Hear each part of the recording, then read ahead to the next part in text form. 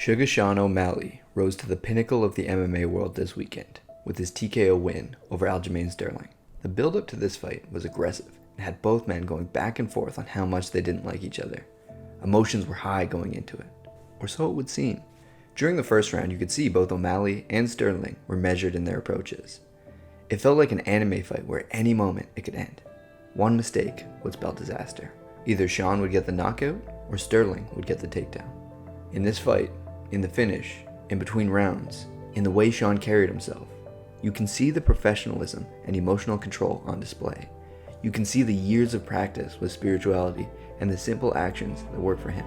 You can witness it all culminate in victory and that calm walk around the octagon afterward. It's a practice focus on not allowing himself to be overwhelmed by emotion. With this, I wanted to cover the mental frameworks and the philosophies that help Sean keep his mind under control and not get overwhelmed. When Sean sat down after round one, he closed his eyes and he focused on his breath. He was inhaling through his nose, exhaling through his mouth. When you slow down your breath, you slow down your heart rate. You don't get yourself riled up. This is an overwhelming moment, and if your heartbeat starts getting out of control, your mind starts getting out of control. You control your mind and manage your emotions by controlling your breath. The default emotion in a fight or flight situation is to get all hyped up and let the moment overwhelm you. But if you do that, you make mistakes. Sean knows this and has a built-in limiter that lets him sit back, take a moment, and control himself. You can feel this is practiced when he gets the TKO, and naturally he would want to explode and release all that emotion and tension. But when the fight is stopped, he starts to move, and he slows it down, and he paces around the octagon. He controls his mind and doesn't let himself get overwhelmed. This is very stoic. After that, when he's settled, he can sit and let that emotion release in a controlled manner. The next framework is trust. You can see this in his last fight against Leon. You can feel that Sean trusts his body will do the right thing, and so he allows himself to turn off his mind. Sean's fighting style is very flow-based, much like Rickson Gracie, many generations before him. He's able to let go of desire, searching for one specific thing. He's able to let go of where he wants the fight to go, and he just trusts that his body will do what is needed in the moment. It's so weird. I just kind of allow myself to be taken over by my higher self, and it's hard to remember certain moments in there because I feel like I'm just flowing. Sugar Sean has been smoking weed, and so I feel he must have gotten this framework from that.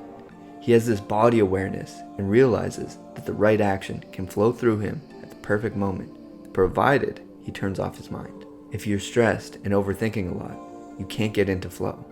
You'll be stiff and you'll be consciously making all your movements. The important thing here is you want to be unconsciously doing everything.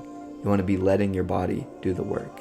In order to do this, you need to be able to trust that your body will do the right thing. And your philosophy is the mind can't be operating. He trusts that provided he remains calm, his body will do the right thing. And in order to trust, you also need to have the final mental framework of complete confidence.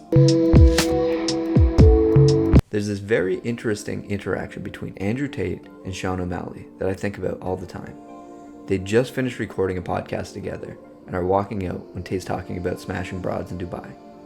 You can feel in the interaction that the frames have collided and Andrew Tate has a less powerful frame than O'Malley. He's trying to seem cool and impress him, whereas O'Malley doesn't need anything from Tate. This is true confidence and can be seen in how Andrew's seeking rapport with the young fighter. You know, I would have probably bet against me too if I didn't know me and know the confidence that I possess. Without confidence, you don't trust yourself, you don't trust your body. Without trust, you can't let go and get into flow. Our boy O'Malley is very confident in himself and his ability, as is every fighter. But you can see this in their approach to things. When he has this confidence and trust, his framework is to silence the mind and let his body do what it needs to do. He lives a life in flow. It's a philosophical and stoic framework that I believe brings the most presence and joy to life. And with that, I hope you enjoyed this video. You subscribe and watch more videos about philosophy, spirituality, and mindsets. Talk soon.